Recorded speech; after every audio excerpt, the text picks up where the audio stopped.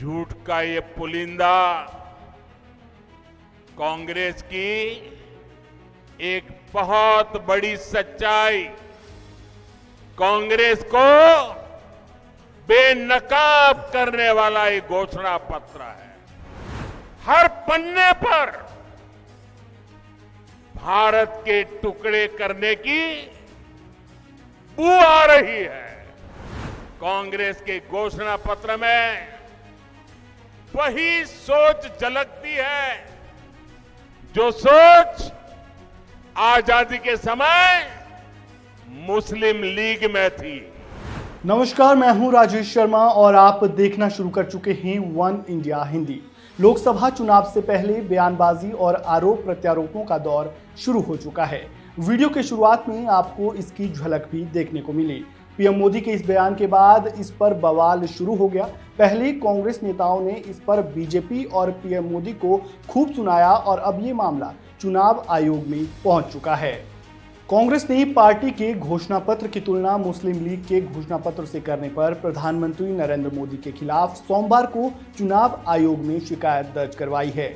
इस पर कांग्रेस नेता सलमान खुर्शीद ने क्या कुछ कहा, वो सुन लीजिए। लेकिन जो महत्वपूर्ण बातें आज इलेक्शन कमीशन के सामने हमने रखी हैं, उसमें कुछ हमारी पुरानी आपत्तियां थी जिस पर अभी हम संतुष्ट नहीं हैं। इलेक्शन कमीशन ने कहा कि हमने आदेश दे दिए हैं और हमने एमसीडी को और एजेंसीज को ये कह दिया है कि तत्काल ये उतार दिए जाए जहां जहां पर प्रधानमंत्री महोदय या किसी मंत्रिमंडल में किसी व्यक्ति की तस्वीरें लगी हुई हैं। वो कहा है कि हम लोग फौरन उसको उतार लें।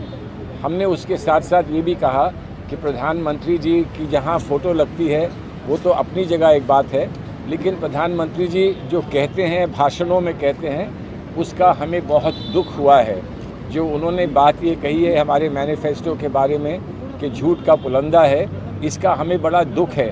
आप कहीं भी डिसएग्री कर सकते हैं किसी और पार्टी के साथ, आप उसके तर्क दे सकते हैं, आप उसका कटाक्ष कर सकते हैं, लेकिन ये कहना कि एक राष्ट्रीय स्तर की पार्टी जो हमारे राष्ट्रीय आंदोलन में सम्मिलित रही, वो ऐसा झूठ का पुलंदा अपने मैनिफेस्टो में लिखेगी, जबकि एक बहुत अच्छा मैनिफेस्टो लिखा गया है। साथ ही साथ उन्होंने ये भी कह दिया कि ये आज़ादी से पहले जो यहाँ व्यवस्थाएं थीं या जो वातावरण था जिसमें कि जो पार्टियाँ आज़ादी का विरोध कर रही थी या हमारे सेक्युलर समाज का विरोध कर रही थी, उन पार्टियों का ये मैनिफेस्टो लगता है।